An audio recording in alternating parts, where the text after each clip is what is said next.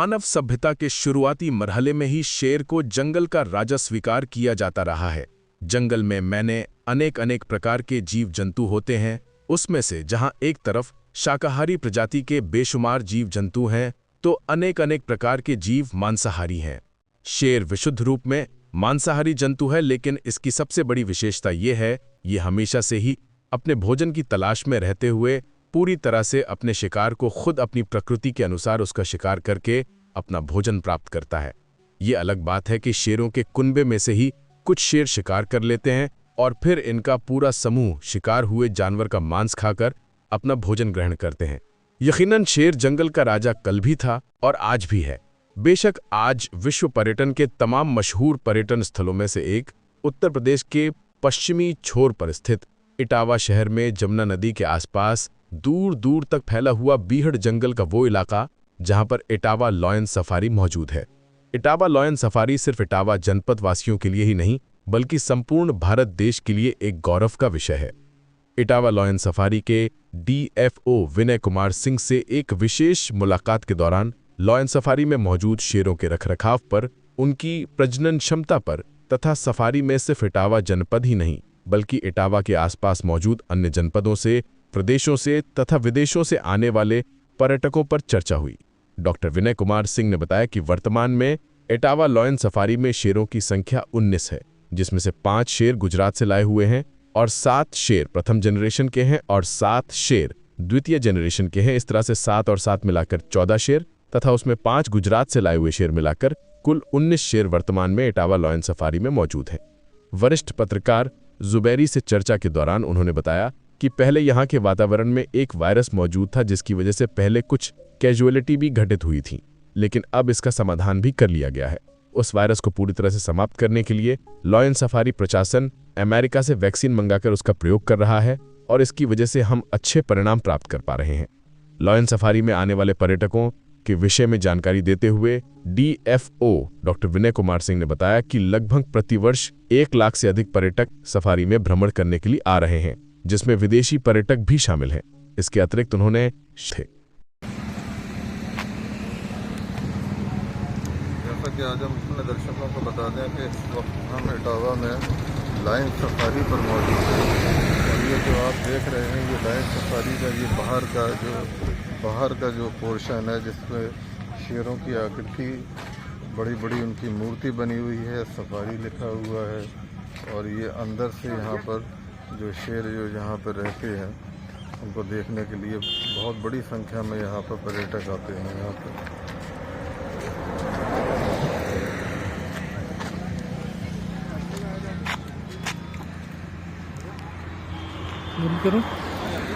DFO साहब विनय जी, इस lion safari के विषय में, यहाँ के प्रोजेक्ट के विषय में हम आपसे कुछ चर्चा करना चाहेंगे और सबसे पहले हम ये जानना चाहेंगे कि वर्तमान में यहाँ पे समय लायन सफारी में कितने शेर जो हैं यहाँ पर हैं, इसके विषय में थोड़ी जानकारी दें। जी, मैं इसके बारे में बताना चाहूँगा जी। वर्तमान में हमारे पास 19 लायन हैं, जिसमें से 5 आए हुए जो गुजरात से आए हुए हैं वो हैं। उसके अलावा 14 अलग जो हो गए, उनमें 14 संख्या में 7 जो है प्रथम जनरेशन के हैं और 7 जो है सेकेंड जनरेशन के हैं। तो इस हिसाब से मिला के 7 और 5 14 19 हो गए टोटल। जिसमें कि 2025 में अपना मार्च में 16 मार्च को 3 बच्चे हुए थे, वो हैं, और एक 21 अप्रैल को हुए थे, उसमें से रूपा के एक बच्चा वो है। तो 4 बच्चे अभी इस साल के हैं। पिछले साल के भी 2 हैं नीरजा के और फीमेल्स, और जिनको हैंड रिएक्ट करना पड़ा था क्योंकि माँ ने दूध नहीं पिलाया था जी। और इसी तरह से एक और 2023 3 सितंबर 2023 का पैदा हुआ है, तो वो भी एक बच्चा था, मेल है, और वो भी अब 2 साल का हो चुका है। वो भी कीपर द्वारा दूध पिला पालन पोषण किया गया था और उसके जो कि अभी 2 साल का हो गया है। चलिए, आप एक इस लायन सफारी में जिम्मेदार पद पर हैं और आपसे ये एक अहम सवाल ये करना है कि जिस प्रकार से जो एक एटमॉस्फेयर जो है जो जैसे कि आपने भी बताया गुजरात से जो शेर जो यहाँ पे लाए गए हैं, जी जी तो जाहिर बात है कि जो क्लाइमेट जो होती है वो डिपेंड करती है इन लोगों के जीवन के ऊपर। तो यहाँ की जो क्लाइमेट है, ख़ासतौर से इटावा में ये जो स्थित है लाइन सफारी, जी तो यहाँ की क्लाइमेट जो है क्या उनके अकॉर्डिंग बिल्कुल सूटेबल है या उसमें कहीं कोई खामी नज़र आती है कोई? बिल्कुल बढ़िया का कंपेरिजन और अच्छा सवाल है। इसमें ये है कि सबका एक रहता है कंसर्न कि अब गुजरात का क्लाइमेट ये है और यहाँ का ये है। तो इसमें दो चीज़ें हैं। जो यहाँ की गर्मी होती है जी, गर्मी का जो टेम्परेचर है मोर आर लेस वो गुजरात का टेम्परेचर और यहाँ का टेम्परेचर बराबर होता है, बराबर, उसमें बहुत ज़्यादा अंतर नहीं आता है। लेकिन बाकी जो सर्दी के समय है, ठंड का जो समय है, पीक जो डाउन जाता है वो कभी 3 डिग्री 1 डिग्री 2 डिग्री जो जाता है वो गुजरात में उतना नहीं जाता। जी, तो हमें प्रिकॉशन लेनी पड़ती है कि ठंड के समय उनको एक 14-15 डिग्री के आसपास जो हाउस का जहाँ पे रखे टेम्परेचर वहाँ पे रहे, मेंटेन किया जाए। तो उसके लिए थर्मामीटर लगाए जाते हैं, थर्मामीटर लगे हुए हैं, फिर हीटर ब्लोअर चलते रहते हैं और जो भी वेंट जो हम वेंटिलेशन के लिए बना रखे हैं खिड़की या दरवाजे सब में उसको थोड़ा पैक करने का प्रयास किया जाता है कि बाहर से हवा और अंदर की ना आ पाए। और गर्मी के दिनों में उन्हीं वेंट को खिड़कियों को जो है उसमें खस लगा दी जाती है, फिर पानी डाल के उसका टेम्परेचर मेंटेन किया जाता है, कूलर चलता रहता है। और कहीं कहीं पर तो जहाँ पर जो प्रेग्नेंट माँ या बच्चे साथ में रखे जाते हैं उनको एयर कंडीशनड रूम दिया जाता है। तो इस तरह से यहाँ का करते हैं। तो इसलिए जो ये कहना कि गुजरात का टेम्परेचर और यहाँ का टेम्परेचर में बहुत अंतर है या क्लाइमेट में अंतर है, तो वैसा नहीं है, केवल ठंड को छोड़ दिया जाए तो। और दूसरा ये है कि वाइल्ड लाइफ जब भी अपने मेटिंग या ब्रीडिंग करने लगता है, प्रोजनी बढ़ाने लगता है, तो इसका मतलब वो उस क्लाइमेट के लिए सुटेबल है, तभी वो मेटिंग और ब्रीडिंग करेगा, अदरवाइज नहीं करेगा। अच्छा, मतलब पहचान रहती है कि अगर यहाँ पे नंबर बढ़ रहा है, यहाँ पे जन्म हो रहा है, बच्चे सरवाइव कर रहे हैं, तो इसका मतलब वो अपने को पूरी तरह से यहाँ पे ढाल चुका है। अच्छा, नहीं जैसे कि ये चीज़ देखी गई है कि ये आपका जो बीहड़ का जो इलाका जो है इटावा का जनपद का, जहाँ पे ये लाइन सफारी स्थित है, तो ये तो यहाँ पे जो वन्य जीव जो है बहुतायत संख्या में यहाँ पर है और देखा उसमें हर कैटेगरी के भी उसमें जीव हैं। और ख़ास तौर से आपके जो शावक वगैरह जो हैं आए दिन वो बीहड़ में इस तरह से मिल भी जाते हैं। या शावक यानी जैसे तेंदुआ कहते हैं, तेंदुआ कई बार ऐसी न्यूज़ आई है कि तेंदुए जो हैं वो बीहड़ में देखे गए और वो मिलते हैं। तो कुल मिला के ये है, चूँकि ये एटमॉस्फेयर भी एक तरह से जीव जंतुओं के अनुकूल ही है। जिस तरह से जो खबरें जो सुनने में आती हैं कि जैसे कि शेर कोई बीमार हो जाता है और फिर उसके लिए आपका पूरा जो प्रशासन जो है उसमें इलाज में व्यस्त हो जाता है और कैजुअल्टी भी हो जाती हैं, सुनने में आया कैजुअल्टी भी हुई है। तो इस प्रकार से ये सर्वाइव करने वाला जो पार्ट जो है, तो इसको और बेटर बनाने के लिए क्या क्या प्रयास हैं इसको? जी, सवाल काफ़ी लंबा है और इसको हम यूँ समझ सकते हैं कि लायन जो है, पहले तो लायन का एक स्पीसीज है, उसका बायोलॉजी समझना पड़ेगा कि आखिर है क्या वो। उसमें जितना भी एक वाइल्ड में एक समय था कि इनकी संख्या लगभग 18 या 19 बची थी। तो हुआ ये कि फिर उसी से ये जो आज 1800 मतलब लगभग 950 के आसपास जो संख्या डेटा आ रहा है वो बढ़ा है।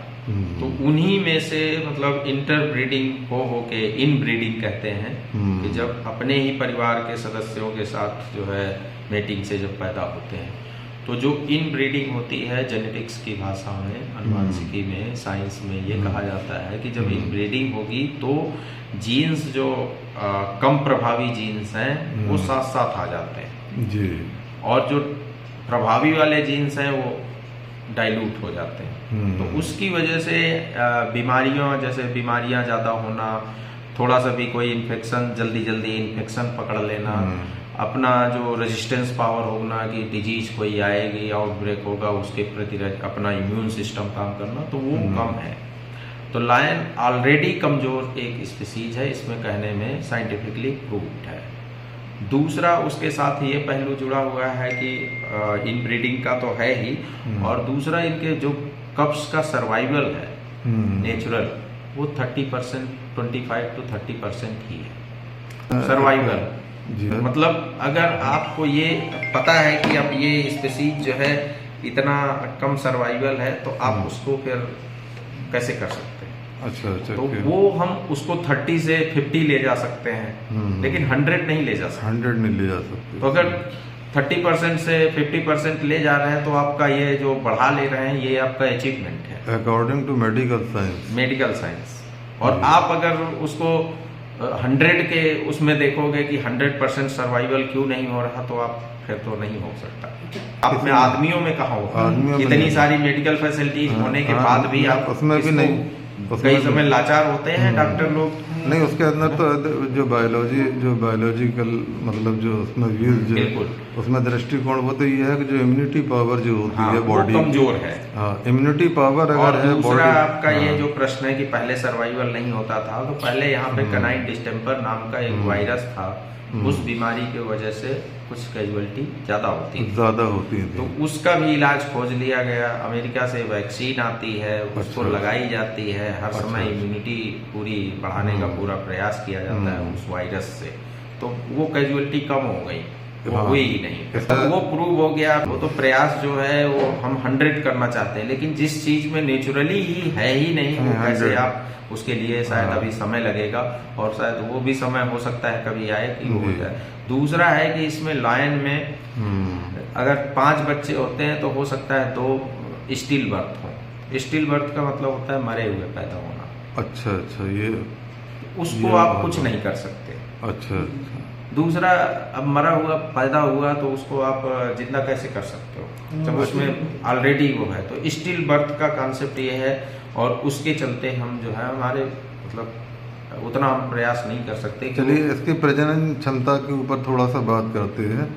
एक शेर जो है वो उसकी प्रजनन क्षमता जो है, तो वो एक बार में मादा जो है वो कितने तक बच्चे मैक्सिमम वो कितने तक दे सकती है? बच्चे तो ये दे सकती है 5 या 6 का भी है, लेकिन 5-6 जितने ज्यादा बच्चे होंगे, देखा गया है कि जितने ज्यादा बच्चे होंगे उतने सरवाइव करने की क्षमता उनकी कम हो जाएगी। अच्छा, कुछ ऐसे होंगे 5 में 5 स्वस्थ नहीं होंगे, इसीलिए स्टिल बर्थ जो होती है वो इसीलिए शायद ज्यादा होती है। अच्छा। 2 पैदा होंगे तो हो सकता है उनके दोनों बचने की चांस हो, लेकिन 5 पैदा होंगे तो हो सकता है वो मतलब कैजुअलिटी के ज्यादा चांसेस रहते हैं, मतलब चांसेस ज्यादा होते हैं। अच्छा। और माँ उनको छोड़ देती है। अच्छा। जो भी कमजोर बच्चा होगा उसको पहले ही छोड़ देगी, दूध ही नहीं पिलाएगी। अरे तो भाई वो नेचुरल है उसका, उसको कोई सिखा थोड़ी रहा है, वो तो अपने से सीख रहे, खुद ही उसको पता है कि किसको बचाना है किसको नहीं बचाना। दूध नहीं पिलाएगी, तो उस बच्चे को ले आके हम दूध पिला के पाल के और बड़ा कर ले रहे हैं, ये उपलब्धि है। अच्छा, इसके ये शेरों के अलावा यहाँ पर लाइन सफारी में और कौन कौन से जानवर यहाँ अवेलेबल हैं? जी, यहाँ पर 5 सफारी हैं, जिसमें एक लायन सफारी हो गई जी, और 4 अन्य सफारी में एक लेपर्ड सफारी है। वर्तमान में हमारे पास 25 लेपर्ड हैं, और सारे रेस्क्यू करके अन्य जनपदों से जो लाए गए से आए हुए हैं जी। और इसी की तरह भालू सफारी है, भालू सफारी में 6 भालू हैं, और डियर सफारी और एंटीलोप सफारी। डियर सफारी में 3 स्पीसीज हैं, एक है चीतल, दूसरा सांभर, और एक 12 सींगा स्वयं डियर। और उधर जो एंटीलोप सफारी है, एंटीलोप सफारी में काला हिरन और एक अपना नील गाय, 2 स्पीसीज उसमें हैं। तो इस तरह से कुल मिला के 5 जो है सफारी अभी तक वर्तमान में संचालित हैं और बढ़िया से चल रहे हैं। अच्छा, एक आखिरी सवाल आपसे ये कि जो यहाँ पे जो दर्शक जो आते हैं जी, और अब तो धीरे धीरे इसका क्रेज इतना बढ़ गया है कि बाहर के जनपद के लोग भी खासतौर से लाइन सफारी के लिए इटावा में आते हैं और घूमने के लिए आते हैं, तो वो उनकी संख्या जो है वो पहले के मुकाबले बढ़ी है? हमारे यहाँ जो सफारी में जब कोई आता है तो इधर पर्यटक गेट है, जो मेन गेट है सफारी का, वहाँ से इंटर करते हैं। वहीं पर टिकट काउंटर बनाया गया है, वहाँ से अपना टिकट लेते हुए अंदर जाते हैं। तो 5 हेक्टेयर के क्षेत्र में जो इको पर्यटन क्षेत्र थोड़ा डेवलप किया गया है, उससे पैदल जाते हुए फिर एक ब्रिज आता है। ब्रिज से अपना बस की सुविधा उपलब्ध है, जो कि सफारी के लिए सफारी वाहन है। अच्छा अच्छा। सफारी स्पेशली बस होती हैं, उन बसों से फिर जाके और लगभग 1 घंटे का समय लगता है, उस पर घूम के आते हैं। दूसरा बात रही संख्या की, संख्या यहाँ की कोई फिक्स नहीं है, कभी बढ़ेगी और कभी घटेगी। ये सीजन टू सीजन वेरी करेगी। किस सीजन में सबसे ज्यादा पर्यटक? इसमें गर्मी जैसे होता है, गर्मी में बिल्कुल लोवेस्ट संख्या हो जाती है, क्योंकि यहाँ पर इतना धूप और इतनी गर्मी में लोग कम आना प्रेफर करते हैं। तो उसके लिए हम लोगों ने चलाया है पिछली बार से कि इसका टाइमिंग चेंज कर देते हैं, सुबह कर देते हैं, मॉर्निंग में थोड़ा और जल्दी खोल देते हैं ताकि लोग आएँ। लेकिन अब चूँकि गाँव उसका बहुत अच्छा रिस्पांस नहीं रहा कि सुबह खोलने से बहुत लोग आए, लेकिन और इधर सर्दी के समय जब ठंड पड़ने लगती है तो स्कूलों की छुट्टियां दिसंबर वगैरह में होती हैं, तब काफ़ी संख्या में भीड़ रहती है। और अभी बीच में शनिवार इतवार जो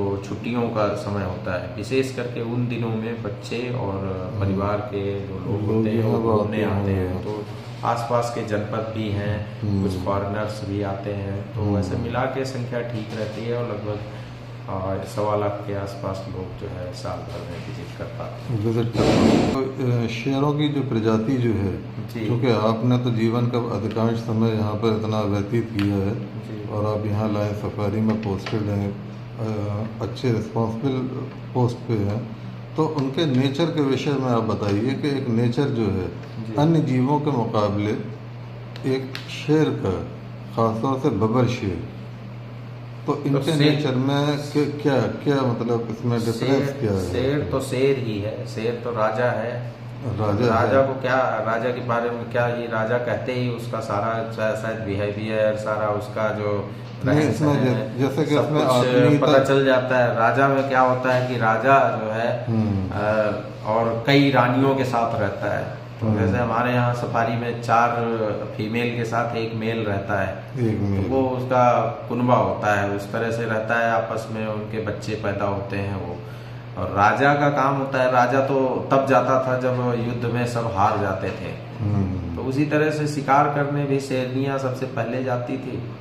और नेचर से भी यानी कि उसको जो देखा जाए उसी तरह से है, फीमेल ज़्यादा एक्टिव होती है, मेल थोड़ा सुस्त होता है, सोता रहता है। और दोनों 18 से 20 घंटे तक सोने वाले हैं, चाहे फीमेल हो चाहे मेल हो। तो अच्छा, जो बच्चे जो होते हैं, खासा सोने का इनका हैबिट होता है। अच्छा, बच्चों के प्रति जो है वो नर का, खासतौर से मेल का, क्या उनका नेचर रहता है बच्चों के प्रति?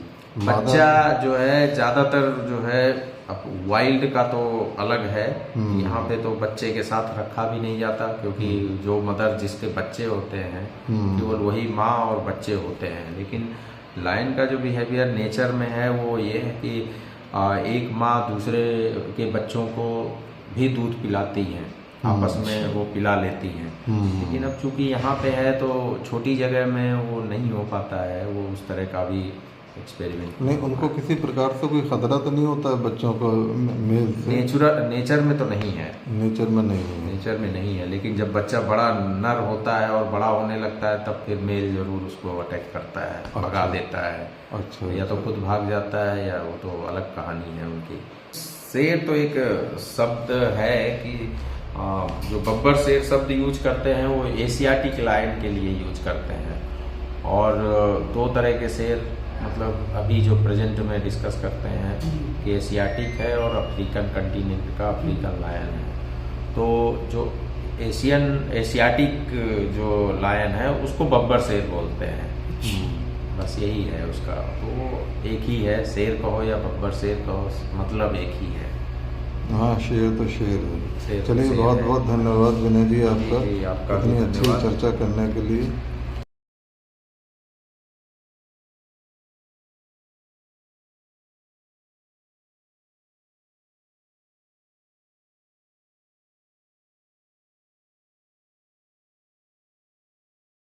लाइक करें और हमारे चैनल को सब्सक्राइब करें। जय हिंद, जय भारत।